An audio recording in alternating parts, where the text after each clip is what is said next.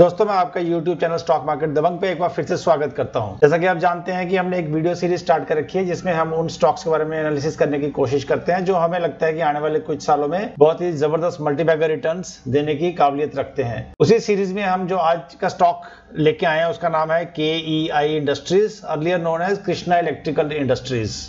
जैसे कि आप देख सकते हैं अपनी स्क्रीन पे, ये केबल्स एंड वायर्स में डील करता है और इंडिया की एक leading wires and cable specialist company है। इस कंपनी के अगर आप देखें तो 5 मैन्युफैक्चरिंग यूनिट्स हैं, 2300 से ज्यादा एम्प्लॉइज हैं, 1500 से ज्यादा इंस्टीट्यूशनल कस्टमर्स हैं, 1600 से ज्यादा डीलर्स और डिस्ट्रीब्यूटर्स हैं, 2900 करोड़ से ज्यादा की इनके पास ऑर्डर बुक है। और इनके जो 5 प्लांट है वो भिवाड़ी, चौपंकी, पाथरेडी, रखोली एंड चिंचपाड़ा सिलवासा में सिचुएटेड है। आप देख सकते हैं कि किस तरह का इनका प्रोडक्ट मिक्स है पोर्टफोलियो में। ये एक्स्ट्रा हाई टेंशन केबल से लेके low tension cable, high tension cable, control cables, instrumentation cables, offshore cables, solar cables, stainless steel wires cables, winding cables and house wires, flexible wires, rubber.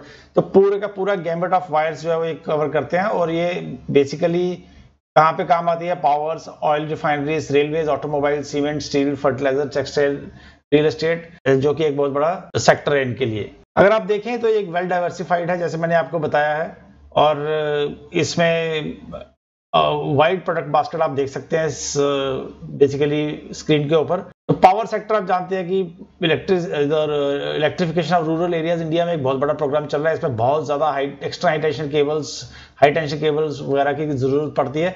और ये कुछ चुनिंदा companies में से है जो कि एक्स्ट्रा हाई टेंशन केबल्स बनाती हैं। Of course oil and gas में भी रिक्वायरमेंट पड़ती है। रियल एस्टेट एक बहुत बड़ा सेक्टर है इंडिया जिसकी पॉपुलेशन 138 करोड़ है, जो कि almost 1/6 of the world population है। मेरे हिसाब से आने वाले 100 साल तक हाउसिंग की रिक्वायरमेंट यहाँ पे कम नहीं होने वाली और धीरे धीरे कंजम्पशन बढ़ती ही जाएगी। और यहाँ पर इनकी जो हाउसिंग वायर्स का जो सेगमेंट है वो बहुत ही अच्छी तरह से काम करेगा। रेलवेज एक इनका बहुत बड़ा कस्टमर है। आपको मैं बताना चाहूंगा कि सिंस इंडिपेंडेंस जो इंडिया की टोटल रेलवे लाइन है 65,000 किलोमीटर, उसमें से अभी तक सिर्फ 30,000 किलोमीटर के आसपास, 35,000 किलोमीटर के आसपास इलेक्ट्रीफाइड थी। गवर्नमेंट ने ये डिसाइड कर लिया है कि 2024 तक 100% रेलवे इलेक्ट्रिफिकेशन करेंगे, जो कि ऑलमोस्ट 30 से 35,000 किलोमीटर का बेसिकली रिक्वायरमेंट है for electrification of railway lines. In addition अभी बहुत सारे फ्रेट कॉरिडोर्स भी आ रहे हैं और प्राइवेट कॉरिडोर्स आ रहे हैं जिसमें भी इलेक्ट्रिफिकेशन की जरूरत होगी, और वहां पे बहुत सारी वायरिंग जो इस्तेमाल होगी वो इस कंपनी द्वारा बनाई जाती है। Automobile sector, steel sectors and fertilizers वगैरह तो है ही।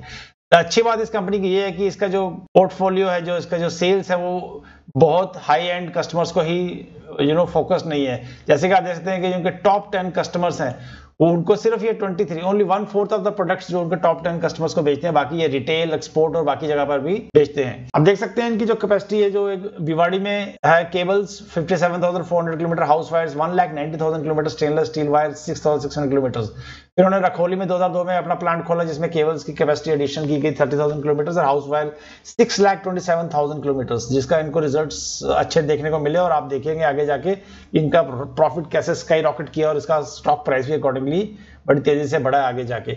चौपंकी में देखिए 7,600 किलोमीटर केबल, पाथरेडी में केबल है 22,600 किलोमीटर, और हाउस वायर जो है इसमें चिंचपाड़ा में है ये 3 लाख किलोमीटर और केबल 7,500 किलोमीटर है। इनका जो चिंचपाड़ा दैट इज सिलवासा में जो इनका एक्सपेंशन प्लान चल रहा है उसमें से इन्होंने ऑलरेडी 700 करोड़ रुपए खर्च कर दिया है और वो उसका प्रोडक्शन स्टार्ट कर दिया है। लेकिन उसका जो फेज 2 है जो कि अभी इनको सितंबर अक्टूबर में खत्म करना था, वो 200 करोड़ रुपए का, वो उन्होंने अभी डेफर कर दिया है। और जो कह रहे हैं कि ये जनवरी से जो मार्च का क्वार्टर होगा उसमें इसको एग्जीक्यूट करेंगे, ताकि बाय द टाइम जो कोविड के वजह से जो डिमांड है थोड़ा सा जो ढीलापंती आई है उसमें भी थोड़ा सा फॉर्मनेस आ जाएगी और उनकी सेल्स में ज्यादा फर्क नहीं पड़ेगा।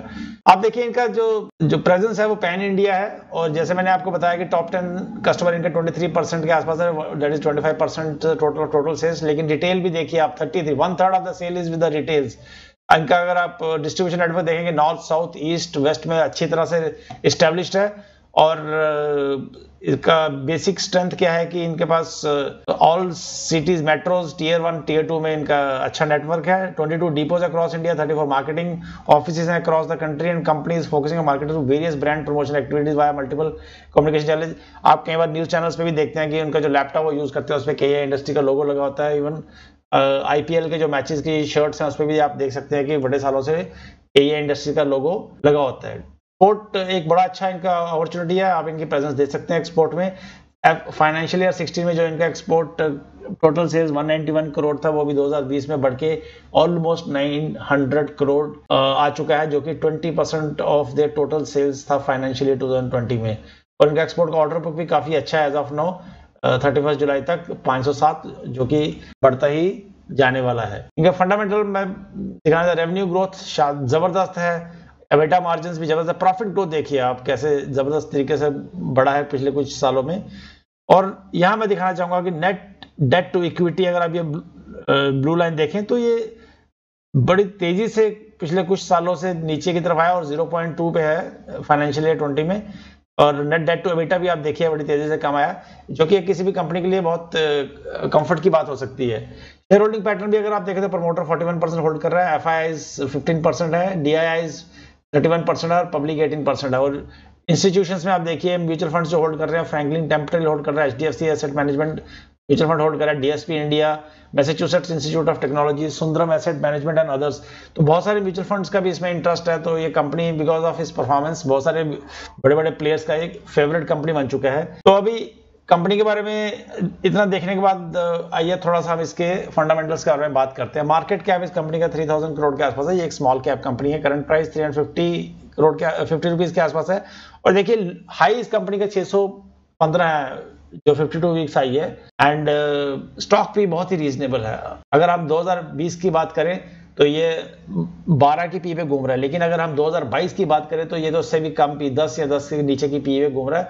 और ऐसे ही स्टॉक हमें चाहिए, क्योंकि आगे जो ग्रोथ होगी उसका पी एक्सपेंशन होगा और स्टॉक के प्राइस तेजी से बढ़ने की हमें आशा रहेगी। इसका आप देखिए जो प्रॉफिट है, अगर हम लास्ट ईयर जुलाई में देखें, जून में देखें इसका, तो 46 करोड़ था, जो कि इस जून में बिकॉज ऑफ कोविड प्रॉब्लम जिसमें 2 महीने के लिए बिल्कुल कामकाज इंडिया में बंद रहा था, सारी फैक्ट्रीज, सारे एक्टिविटीज, सारा कंस्ट्रक्शन वर्क सब कुछ बंद था।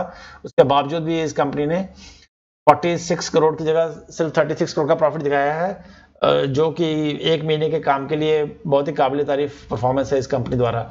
अगर आप इसका ईयर वाइज देखेंगे तो आप देखिए 2009 में इसका जो प्रॉफिट 1 करोड़ था, वो आज 2020 में बढ़ के 255 करोड़ का 255 गुना इसका प्रॉफिट बढ़ा है। तो उसी हिसाब से इसका प्राइस भी बढ़ा है। आप देखिए इसका 10 साल में कंपाउंडेड जो सेल्स की ग्रोथ है वो सिर्फ 18% रही है, लेकिन उनका जो प्रॉफिट है उसका जो कंपाउंडेड ग्रोथ रही है 33% रही है। वो इसलिए रही है बिकॉज ओवर द ईयर्स इनके मार्जिन्स बढ़े हैं और इनकी क्वालिटी ऑफ द प्रोडक्ट इतने अच्छे हैं कि ये अपने प्रोडक्ट्स को हायर प्राइस पे बेचने में सफल रहे हैं। अगर हम आने वाले समय का इसका कुछ असेसमेंट देखना चाहें तो देखिए यहाँ पे मैंने आपके लिए एक स्क्रीन खोली हुई है, जहाँ पे इन्होंने 2021 और 2022 का असेसमेंट दिया है। उनका मानना है कि 2021 में थोड़ा सा प्रॉफिट में कमी जरूर रहेगी, जो कि पिछले 10 सालों से, अगर मैंने जैसे आपको दिखाया 11 साल से बड़ी बढ़िया तरीके से 1 करोड़ से 255 करोड़ बढ़ा था। लेकिन अभी क्योंकि पेंडेमिक का टाइम है, इसकी वजह से ये 2021 में थोड़ा सा कम हो सकता है, अराउंड 200 करोड़ के आसपास, और ईपीएस 22 के आसपास होने की आशंका है। लेकिन 2022 में इनका मानना है, ब्रोकर्स का जो इनका असेसमेंट है, ये वापस 300 करोड़ के ऊपर जाके प्रॉफिट रिपोर्ट करेगा और इसका ईपीएस 35 और 35 की ईपीएस के हिसाब से जो मुझे लगता है ये कंपनी कम से कम 20 times of its financial year 22 पे हिसाब से ट्रेड करनी चाहिए। और 1-2 साल में मुझे लगता है इसका पी एक्सपेंशन होगा और ये शेयर आराम से अपना प्रीवियस हाई 615 रुपए के आसपास का क्रॉस करेगा और 700-800 की तरफ हेड करेगा। टिकट टेप पे अगर हम देखें तो क्या इंडस्ट्री इंट्रिंसिक वैल्यू के नीचे चल रहा है, इसके रिटर्न्स एफडी से ज्यादा बढ़िया हैं। एंट्री पॉइंट के लिए ये बहुत अच्छा टाइम है बिकॉज स्टॉक ओवरसोल्ड टेरिटरी में है एंड रिस्क इसका फैक्टर्स कम है और कोई भी ऐसा रेड फ्लैग इस कंपनी के लिए नहीं है। म्यूचुअल फंड्स, जैसे कि मैं आपको बता रहा हूँ कि म्यूचुअल फंड में इनका अच्छा इंटरेस्ट है और देखिए धीरे धीरे उन्होंने अपनी म्यूचुअल फंड होल्डिंग बढ़ाई ही है। डोमेस्टिक का भी देखिए अप्रॉक्सीमेटली 23 से 25% के बीच में रहता है, जो अच्छी बात है। फॉरेन एफआईआईज का अगर आप देखें तो इस कंपनी में अच्छा इंटरेस्ट है और उन्होंने भी धीरे धीरे प्रीवियस कुछ 2-3 महीने में अपना इंटरेस्ट बढ़ाया है और अपनी होल्डिंग बढ़ाते जा रहे हैं। और रिटेल प्लेयर्स और अदर पार्टीज का भी 20% के आसपास इसमें होल्डिंग है। फंडामेंटल जानने के बाद अभी किसी शेयर में भी पैसा लगाने से पहले ये इंपॉर्टेंट होता है कि हम देखें कि टेक्निकली वो शेयर अभी डाउन ट्रेंड में है या अप ट्रेंड है। तो उसके लिए आइए थोड़ा सा टेक्निकल एनालिसिस की बात कर लेते हैं। आप एक स्क्रीन को देख सकते हैं, ये मैंने आपके लिए KEI इंडस्ट्रीज का चार्ट खोल रखा है।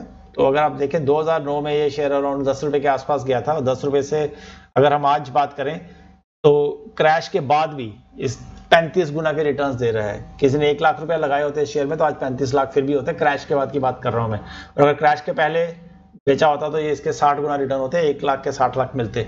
लेकिन अभी अगर हम देखते हैं तो क्या नोटिस कर रहे हैं कि शेयर में अगर आप देखें तो थोड़ा सा 2018 में थोड़ा सा प्रॉफिट बुकिंग आया था, लेकिन उसके बाद फिर से इसने अपना अपवर्ड जर्नी स्टार्ट कर दिया था। इससे पहले कि ये एक अच्छा अप मूव दे सकता, कोरोना का इशू आ गया जिसमें अच्छी तरह से इसमें गिरावट हुई, और मंथली कैंडल पे आप देखिए ये other end of the Bollinger band पे आके इसने एक अपने आप को थामा है और वहां पे सस्टेन भी किया है। और आने वाले कुछ 3-4 महीने में देखिए ये उसी जगह पे अपने आप को स्टेबलाइज करता रहा, और अभी अच्छी कंसोलिडेशन के बाद मुझे लगता है कि ये अभी ऊपर जाने के लिए तैयार बैठा है। अगर आप देखें तो स्टॉकेस्टिक का बुलिश क्रॉसओवर हो रखा है। धीरे धीरे जो MACD के हिस्टोग्राम्स हैं वो भी ग्रीन बन रहे हैं, और हिस्टोग्राम और सिग्नल लाइन के बीच में थोड़ा सा डिस्टेंस कम, गैप कम होता जा रहा है। ADX अभी धीरे धीरे ट्रेंड बनाने की कोशिश में है, तो ये इसको कुछ समय लगेगा अभी ट्रेंड बनाने में। अगर आप इसको लाइन चार्ट में देखें मंथली कैंडल को, आप देखिए कि इसने, अगर मैं इसको ये डबल बॉटम समझूं तो it's a double bottom bounce back which is considered to be a bullish bounce back, और मुझे लगता है कि ये अभी इस लाइन के साथ साथ ऊपर की तरफ बढ़ने की कोशिश करेगा धीरे धीरे आने वाले महीनों में। और ये एक रीजन हो सकता है जो कि 350 से 310 के बीच का जो एरिया है, which can be used as an accumulation area, क्योंकि इसके ऊपर सस्टेन रहेगा तो डाउनवर्ड रिस्क इसका बहुत कम रहेगा। और मेरे हिसाब से, मेरी असेसमेंट है एज ऑफ नाउ कि ये को होल्ड करने में कामयाब रहने वाला, क्योंकि इसके रिजल्ट्स मेरे हिसाब से अच्छे ही आएंगे, और रिजल्ट्स अगर अच्छे आएंगे तो ऐसी कोई कंपनी में बात नहीं है जिसकी वजह से कंपनी का डाउनफॉल और होना चाहिए। वीकली चार्ट पे अगर हम बात करें तो आप देखिए वीकली चार्ट पे भी एक क्लियर कट डबल बॉटम दिखाई दे रहा है, और उसके बाद अपर and of the Bollinger band जाने के बाद ये थोड़ा सा एक रेंज बाउंड में आ गया है। अभी मेरा असेसमेंट है कि ये वीकली चार्ट पे उसी एरिया में 300 to 350 के बीच में घूमने के बाद ये वजह से रिवर्सल करने की कोशिश करेगा, क्योंकि इसका अगर हम स्टॉकेस्टिक देखें तो ये ऑलरेडी ओवरसोल्ड एरिया में आ रखा है। तो it's a matter of, in my assessment, another 3 to 4 weeks that it should give a reversal and start it's upward journey again. इसको अगर हम रैंको चार्ट में देखें तो आप देखिए रैंको चार्ट एक इंडिकेशन दे रहा है कि शायद इसका वीकली कैंडल पे रिवर्सल का टाइम आ गया है। आप देखिए यहाँ पे भी स्टॉकेस्टिक बुलिश क्रॉसओवर बनाने की कोशिश कर रहा है, और ADX अभी भी बड़ा पॉजिटिव और बुलिश इंडिकेटर दे रहा है, जिसके हिसाब से ग्रीन लाइन ऊपर है, रेड लाइन नीचे है। और जो RSI है वो भी अच्छी स्ट्रेंथ दिखा रहा है। RSI अगर देखें आप तो देखिए ऑलमोस्ट 60 के ऊपर फिर से आ गया है। मुझे नहीं लगता कि अभी इसमें कोई कमजोरी और दिखने को मिलेगी, अनटिल अनलेस कोई बहुत नेगेटिव न्यूज आए या बहुत खराब रिजल्ट्स आए। डेली चार्ट में मैंने इसका देखिए, मैंने इसका रेजिस्टेंस बनाया, ये वाली लाइन जहाँ पे देखिए आप, ये पिछले मार्च के महीने में क्रैश के बाद ये इसने ऊपर जाने की कोशिश की, यहाँ पर इसका एक रेजिस्टेंस आया था।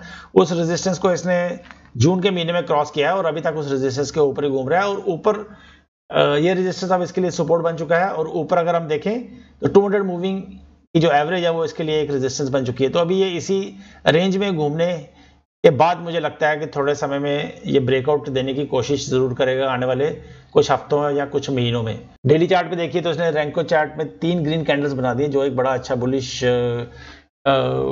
इंडिकेशन है। और अगर ये रैंको चार्ट के 1-2 कैंडल्स और बनती हैं और बुलिंगर बैंड के अपर हाफ में आके स्टेबलाइज हो जाती हैं, तो इसका मतलब यही होगा कि ये शेयर अभी ऊपर जाने के लिए तैयार है। और मैं जैसे कहता हूं कि जिनके माँ बाप अच्छे होते हैं उनके बच्चे अच्छे ही होते हैं। ये प्रमोटर एक बहुत ही अच्छे प्रमोटर हैं जिन्होंने बड़े ही ईमानदारी से अपना काम किया और इस कंपनी को बड़े अच्छी तरीके से चलाया है, और उसका रिजल्ट आप देख सकते हैं कि ये शेयर 10 रुपए से 600 रुपए तक चला गया। इसका प्रॉफिट 1 करोड़ से 255 करोड़ रुपए चला गया। तो इसमें इसलिए मैं बड़ा बुलिश हूँ इस शेयर पे, और मेरा यही है कि मैं शेयर को धीरे धीरे एक्यूमुलेट करूंगा फिर से, क्योंकि मैंने पहले जो शेयर लिया था बहुत ही लो लेवल पे लिया था 2012 में, उसको मैंने 2018 में 19 में मैंने इसको 500 के ऊपर एग्जिट कर गया था। अभी फिर से एक अच्छी अपॉर्चुनिटी मिली जिसमें मैं फिर से एग्जिट करूंगा। दोस्तों ये मैं जितने भी चार्ट्स आपको दिखा रहा हूँ ये मैं जीरोडा पे दिखा रहा हूँ। अगर आप देखें तो जीरोडा बेसिकली एक ब्रोकरेज है जिसका कि ब्रोकरेज कंपनी है जिसका कि ब्रोकरेज बहुत ही कम है। अगर आप इसमें डिलीवरी करते हैं तो आपको जीरो ब्रोकरेज चार्ज होती है, और अगर आप इसमें ट्रेडिंग करते हैं तो ये one of the least brokerage charging company है। और इसका अगर आप ऑनलाइन अकाउंट खोलना चाहते हैं और इसका फायदा लेना चाहते हैं तो आप को मैंने अपने डिस्क्रिप्शन में लिंक दे रखा है, आप उस लिंक पे क्लिक करके अपना ऑनलाइन अकाउंट खोल सकते हैं और इसका फायदा आप भी ले सकते हैं। लास्टली मैं दोस्तों आपको फिर से रिक्वेस्ट करूंगा कि काइंडली जैसे आपने अभी तक तैयार किया, बहुत तेजी से हमारे सब्सक्राइबर्स बढ़े हैं, उसी तरह से आप हमें सपोर्ट करते रहें, हमें इनकरेज करते रहें और हमारे चैनल को सब्सक्राइब करें, लाइक करें और शेयर करें, ताकि बाकी भारतीयों को भी जो हम बता रहे हैं उनका एडवांटेज मिले। एंड हमारा चैनल आप सब जानते हैं एक एजुकेशनल पर्पज़ के लिए है। हमारा कोई भी ऐसा सजेशन नहीं है किसी के लिए कि ये आप कोई भी शेयर खरीदें या बेचें। हम आपसे ये रिक्वेस्ट करेंगे कोई भी शेयर अगर आपको अच्छा लगता है तो खरीदने बेचने से पहले आप अपने फाइनेंशियल एडवाइजर से ज़रूर बात करें। आप स्टॉक मार्केट के रिस्क को समझें और उसी हिसाब से आप स्टॉक मार्केट में उनके एडवाइस के बेसिस के ऊपर ही एंट्री मारें। इसके हिसाब मैं आपको फिर से थैंक यू बोलता हूँ एंड मैं पूरा वीडियो करते हुए आपका धन्यवाद बोलता हूँ। Thank you very much and जय हिंद।